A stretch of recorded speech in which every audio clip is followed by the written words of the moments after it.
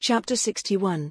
As your statues continued marching between your brother's companies, you couldn't help but think about this little plan of his. It was quite simple, but as far as you could see it was sadly the third-rate kind of simple.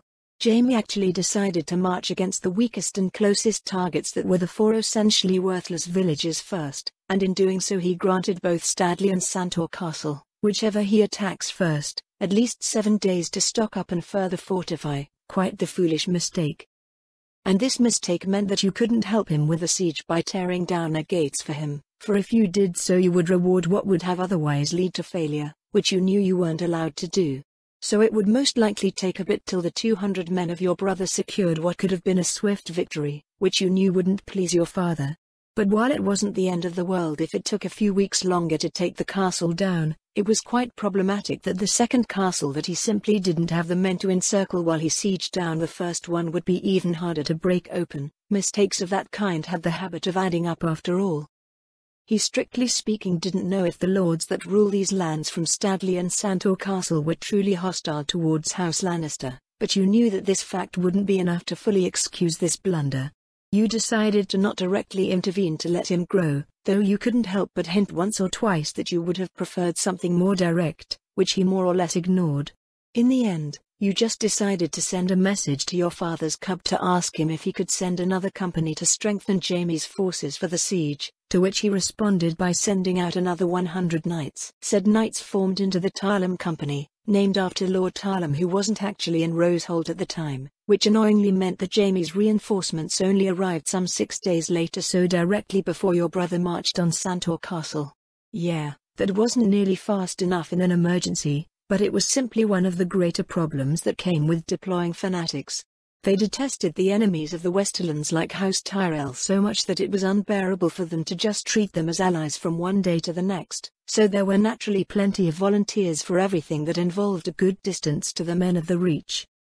But you were decently sure that the shedding of blood will mend that particular problem soon enough, so you silently decided to simply keep your complaints to yourself, and instead focus on Jaime and Santor Castle. The villages that you weren't even sure had actual names were just as you had predicted, no real issue for your brother's men, but without your help, the same couldn't be said about the home of the Santors. You could feel the strength of the Hold's 3 walls through your statues, and they were admittedly quite impressive for such a minor house. It seems like the lords of the Reach didn't waste all their wealth on wine and bribes after all. If Jaime hadn't screwed up with his priorities, you would have gladly smashed the walls or the gates of their gatehouse, but that was sadly no longer an option. You could now see through your statues that he had clearly allowed them too much time to prepare, so he would need to learn this lesson to make up for his blunder, before you could help him again. Jaime had, thanks to you, a total of 300 knights, and Santor Castle was a decent bit smaller than Studley Castle, so you were confident that things could still be salvaged if he learned fast enough, which he regrettably didn't.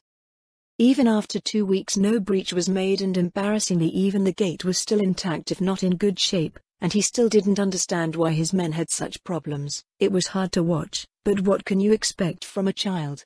No, now was not the time to think about how you should judge him. Jaime didn't lose any of his knights, but with how it was going he would most certainly fail to take Studley Castle once he's done here. There were 2 kinds of sieges, and it was made clear that your father wanted the matter solved in a timely manner, so considering that Jaime still had another castle to take, this passive siege just wouldn't do, so you swiftly got his attention by throwing your cub at him while you impressed a message onto it. Ouch. Azami. Jaime, father is still waiting, you know that, don't you?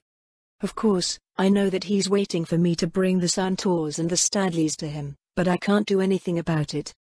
Have some trust in your knights, brother. They don't wear their armor just to show off, just overrun them. They can't have much more than 1/5 of your troops. You already know that I don't want to lose them, Azami. Can't you do something? I already did more than father would be okay with if he knew how little progress you made. Jaime, you're supposed to learn how to command troops, yes? Yeah, I know why he sent me here, thanks. Don't be like that, just get it done. Jaime, they have 3 walls and you have nearly 300 knights. My statues can protect the camp, the wounded and you without a problem. Just get it done. You have everything anyone could reasonably ask for, so you only need to give the order to fully commit to the next attack. I really don't like this. It feels wrong to use knights for this. Are you sure that everything will go okay, Azami? Of course I'm sure. You know me, Jaime. Now make your big sister proud. You're smaller than me, Azami. Those are some mighty big words for someone that can be thrown around by his oh-so-little sister. My beloved brother. Chapter 62. Despite your honest advice, your little brother still didn't use all his forces on the next day, but with a massive assault of over 200 knights in the early morning hours, it became clear that the siege of Santor Castle was as good as finished. For as your brother's troops marched on all three of the walls in unison, only the main tower still gave some resistance as the rest of the castle was swiftly abandoned, seeing as they had less than 20 men to defend each wall, which would have been madness. But Santor Castle was just like its lord, not quite done yet, as access to the last tower was understandably rather limited with how it was designed. It had a total of 3 entrances. That much was true, but each one was reinforced and only 2 of those entrances actually connected the tower to the walls. The last entrance was sadly only accessible from the killing field that was the yard, which, considering the sabotaged gatehouse, meant there were essentially only 2 places to get in. And despite everything, you knew that all 3 entrances were still defended by at least a dozen men, so yeah, you had to admit that the Santors were quite formidable for such a minor house. The good Lord Dunnos of Santor was apparently still determined to buy a bit more time for the Studleys to prepare, but it didn't matter anymore, for Jaime has at last seen reason, hence you could finally deploy your statues to make up for the lost time. You knew your brother and you were honestly still quite impressed by their strength, so you decided to go easy on them as 2 of your statues dug their way through the rubble that was still blocking the gate from being raised. It wouldn't do to simply kill them now that they have shown so much potential, but you couldn't let them believe that they had won against House Lannister and your brother, for neither you nor your father had an interest in sieging down the same castle twice if the Santors would indeed keep their heads. So you swiftly decided that a little intimidation was in order, hence you continued to read about the greatest knights of the Westerlands to your little sister as your mother had recommended, while you waited for nightfall before you ordered your statues to strike. As the time finally came, the reinforced door connecting the tower to the yard held for about half a second, and your not-so-little siblings soon began to squeeze themselves through the interior of the tower in search of your prey. They moved excitedly from chamber to chamber as they effortlessly dealt with the defenders of the fortified 8-meter-wide tower. It was honestly a bit exhausting to adjust their weight over the massive distance between the rock and Santor Castle, or perhaps straining would be a better word for it. Well, all you knew was that you might die of embarrassment if your 3-meter-tall knights in black and armor actually broke through the stairs of Santor Castle now. It wasn't a problem you had considered with how the stairs in the rock were nearly always fashioned of stone due to its historical connection to mining as opposed to simple wood, not that it would stop you. In the end, it took you a few minutes longer than you thought was strictly necessary to subdue them all, but seeing as you wanted to keep the Santors and as many of their men as possible alive to create a new vassal house in the region, that was fine. For you knew that the securing of competent men is always worth a bit of extra effort in the long term, and considering how successfully this unassuming overweight lord held his own against Jaime's little host, you were just glad to have found him at all. He could have gone completely unnoticed if he hadn't rebelled against your father, which would have meant that his talents that allowed him to hold out against a host that was 5 times his size could have been completely wasted.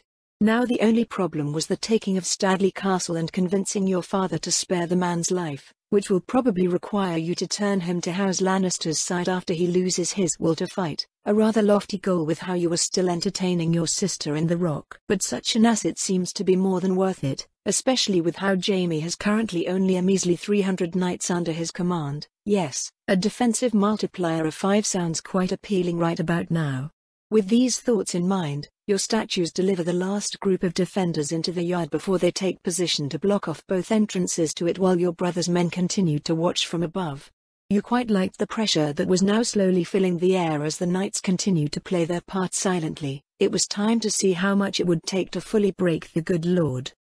You had planned what to do a bit earlier today, so you had already arranged for a few chests worth of supplies to vanish so that your brother would be too exhausted to interrupt this amusing little plan of yours as he slept under the guard of 2 of your statues. But that didn't mean that you had time to waste, hence you swiftly looked down on the prisoners one last time to make sure that everything had remained perfect before you silently gave the signal to start. No words were spoken as the men of your house moved, and only the clatter of steel and the great flames of the now burning tower could still be heard in Santor Castle. The prisoners of course continued to look up at the now moving knights and banners of House Lannister as they cowered near the well in the middle of the yard, which provided them with the view you had prepared for them. It didn't take long before the knights had finished and began throwing dozens upon dozens of nooses from each of the now perfectly illuminated walls, and just like you had planned, the former rebels soon filled their burning stronghold with despairing sobs. It was perfection. Chapter 63. Despite what one might think after their little rebellion and all the resistance they provided, the Reach wasn't a land of wolves, so all those men that fought so very hard to defend Santor Castle were very much so still expecting to survive this mess. They were most likely actually waiting for troops from their neighbors like the Studleys or even the Lahills, not that their lord held on to any such delusions. It didn't mean that he didn't care, you could clearly feel and see that he did, but lords like him usually don't get their duties mixed up with their feelings, which was respectable, for it meant that he wasn't a hypocrite. That being said, you were quite surprised how little effort it took to break the man as his castle slowly burned around him. It was like he genuinely thought that the achievements of your father in absolutely destroying his enemies were just simple propaganda. It was honestly quite bemusing how he thought the Lord of the Rock would need to make stuff up to keep the Westerlands in line, like the Tyrells apparently did. No, your house was very much so an advocate for the use of the carrot and the stick. You fall in line and follow your orders and you receive rewards that no minor house could dream of.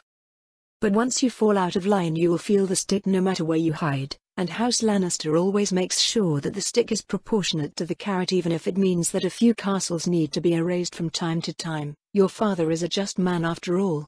Yet there were other uses for the stick than simple violence, like for example the change in perception the simple threat of the stick can provide you with. Your father's demands were simple. All he wanted from the good Lord Danos of Santor was an oath of loyalty to your house and a number of hostages he could keep with him in Rosehold, so really nothing too outlandish, yet the gates of Santor Castle remained barred. In comparison to his now slowly burning castle and the prospect of feeling one of those nooses around his neck, you supposed that you could get Jaime and House Lannister a few more men to make up for lost time by giving the good lord a second chance to take the carrot instead. You of course left him standing there at the wall for a few more hours after he swiftly agreed to bend the knee so as to not rob your little brother of his still much needed sleep, and to make sure that your father still agreed, which he did. The concept of loyalty through oaths and hostages in this world was to you just a massive and truly muddled mess if you're completely honest. Especially confusing was that your father had told you only a few years ago that there was no need to make alliances with people that you trust, which was even now far beyond you with how it looked to you like he does exactly that day in and day out in Rosehold. A surprising number of lords were happy to be rid of the Tyrells and so joined your father at his camp, which he permitted. Yet he still goes out of his way to arrange pacts and alliances with them and his older vassals. Well, you should probably refocus. It feels like Lord Santor has sweated enough for tonight, and while that wasn't the smoothest way to distract yourself from those thoughts about your father, you guessed that Jaime would get angry with you if you didn't wake him up soon. Yes, you supposed that they should really get this whole mess over with before Jaime's knights will die of boredom. He still had another castle to take after all, and it wouldn't do to waste their good morale. Now would it? You decided to wake Jaime up at first light to inform him about the new orders of your father so that he had enough time to prepare to take Lord Santor's oath when the sun came up.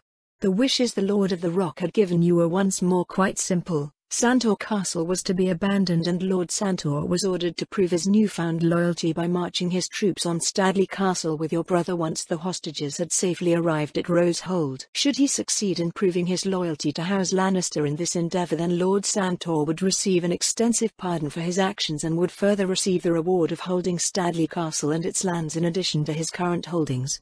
Yet despite the extensive pardon House Lannister was willing to grant, a punishment for taking up the sword against his new lord was still required. Thus, the former home of House Santor would be dismantled down to the last stone to reinforce the defenses of Rosehold, never to be rebuilt again.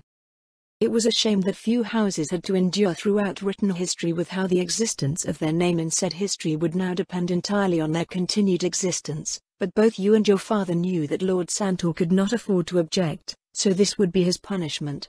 To a normal person this would be nothing in exchange for one's life, but to a noble this punishment cuts deep, and the taking of Studley Castle will make sure that there won't be any way to break from the Rock again. No one but House Lannister would ever support their claim to their future home, and yeah, one could tell that your father came up with that plan.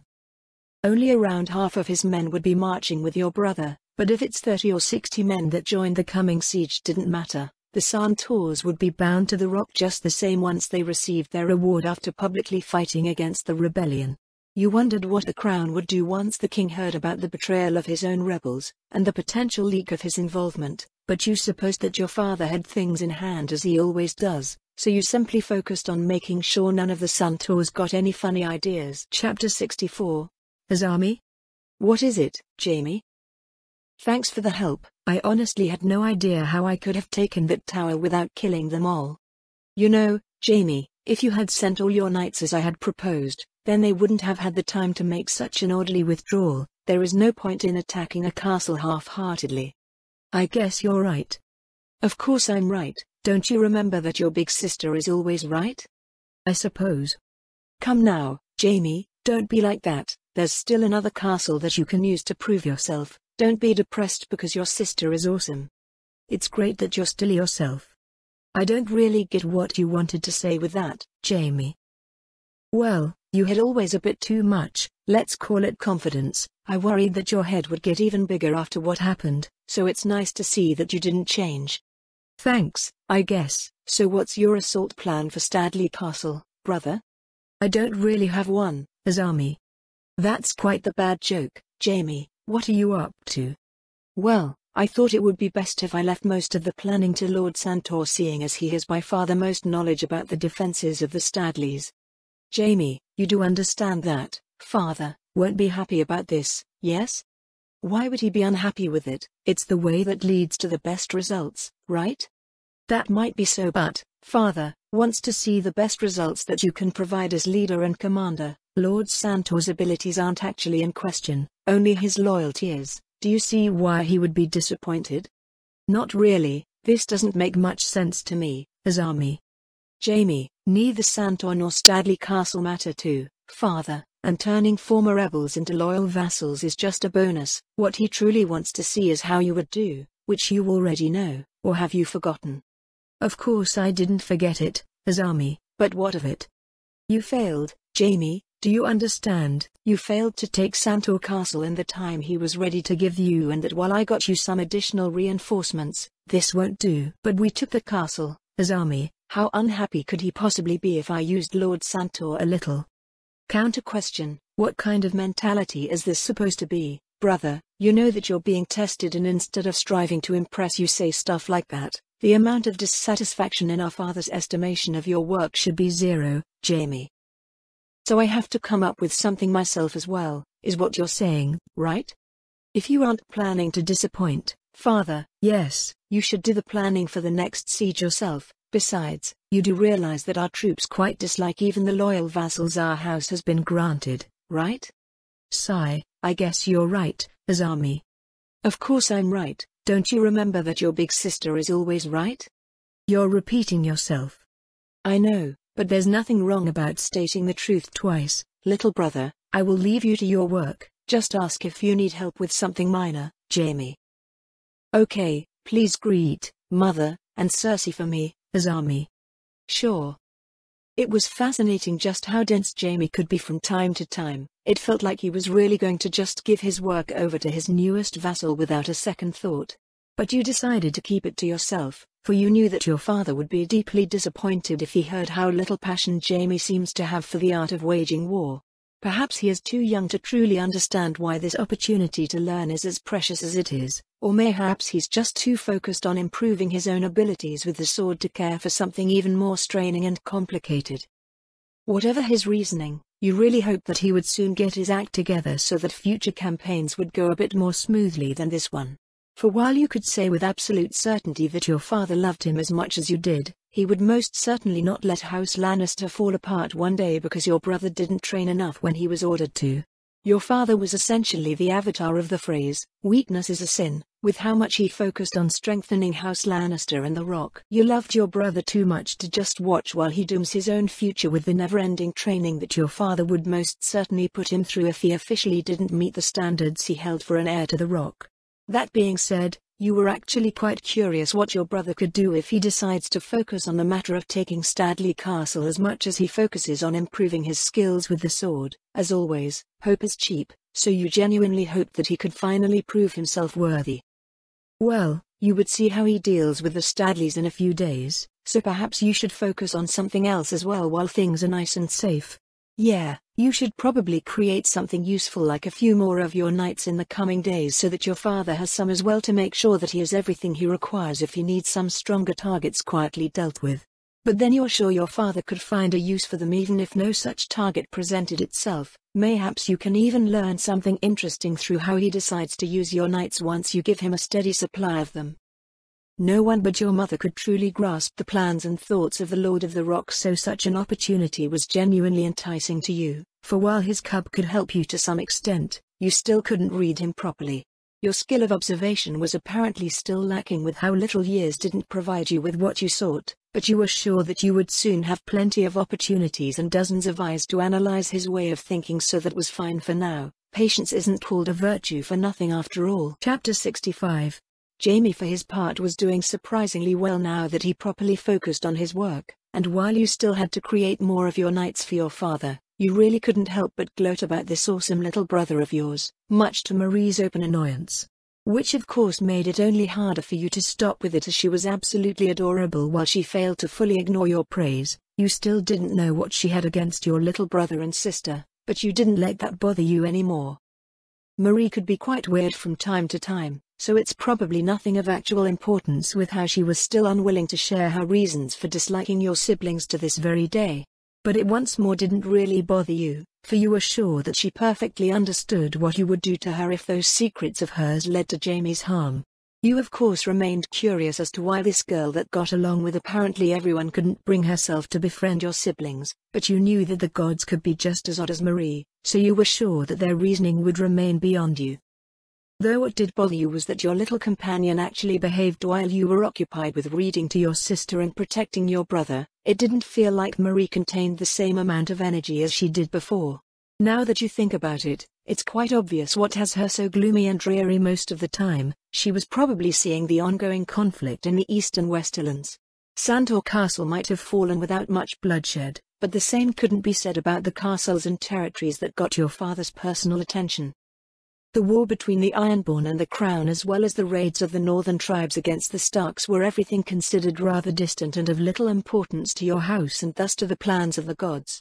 But the rebellions in the east and thus essentially in the middle of the realm were another matter entirely, and you could imagine that this greater attention to the conflict also meant a passive increase in visions of your father's impressively bloody campaign. You were honestly a bit jealous. Well, mayhaps Studley Castle could provide you with the bloodshed that you sought on this beautiful campaign. The Santaurs could be spared, seeing as they were once vassals of House Studley and had a more than capable lord.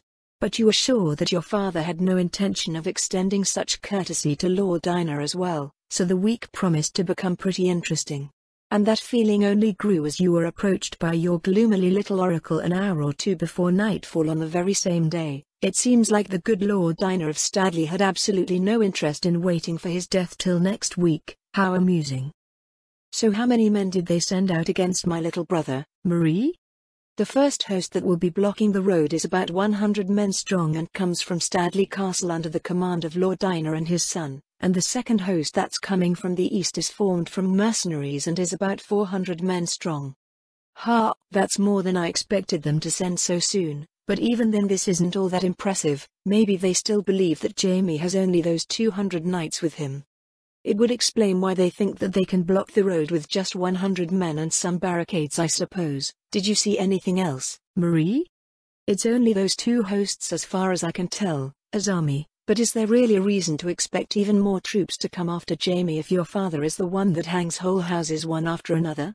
You're probably right, but what's the point of being on guard if you just drop it once you feel safe? I think it's better to make sure that nothing funny will happen, no matter what. If it helps you sleep at night, Azami. Yeah, very funny, Marie. Since when do I sleep at night? Sigh, that's enough of that smile of yours. How are the Arguns doing, Marie?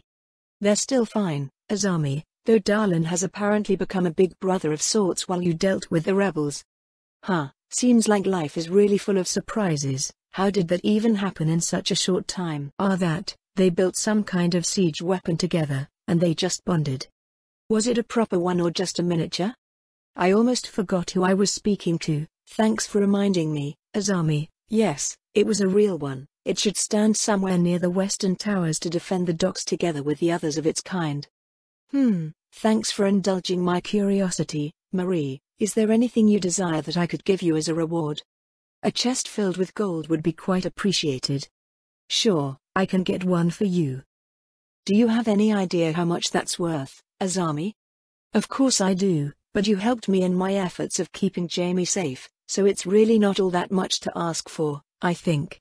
Are you sure that you Lannisters didn't just all lose the sense to perceive the value of gold? Blood is worth more than gold, Marie, at least to us Lannisters. Sure, but you do understand that those 6,000 gold coins in that massive chest are more than enough to buy over 20 million loaves of bread, right? Maybe. I knew it. You Lannisters are completely deranged when it comes to gold. That's still only about 30 suits of plate, Marie. It's really not that big of a deal. Gods above, why won't she see reason? This is the kind of gift that I literally can't accept, Azami. Well, what did you plan to do with the smaller chest of gold you had envisioned?